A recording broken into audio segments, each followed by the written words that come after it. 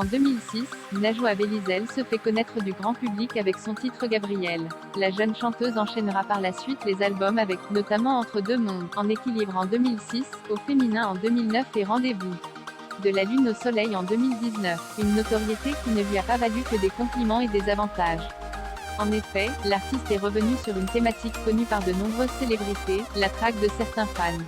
Invitée sur le plateau de Ça commence aujourd'hui, elle s'est ainsi confiée sur cette période sombre de sa vie. Parmi les fans qui la suivaient et qui elle informaient, certains lui reprochaient son titre Gabrielle. Je suis croyante sans être religieuse et de par ma confession musulmane et mes croyances, je ne devais pas toucher aux thématiques religieuses comme Gabrielle.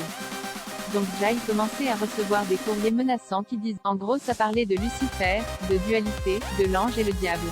Et moi ça m'a fait assez peur, commence-t-elle par expliquer.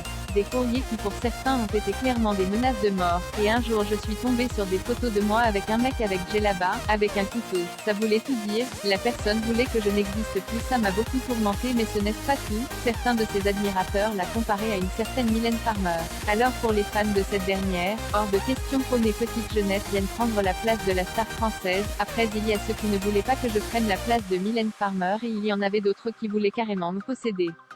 Je leur appartenais. Najwa Belizel avoue être marquée par ses attaques mais aussi par ses menaces, allant jusqu'à s'enfermer chez elle ou bien prendre la fuite chez sa sœur, en Suisse. Ça m'a beaucoup tourmentée. J'ai eu des périodes assez sombres où je ne voulais plus sortir. Des confidences choquantes.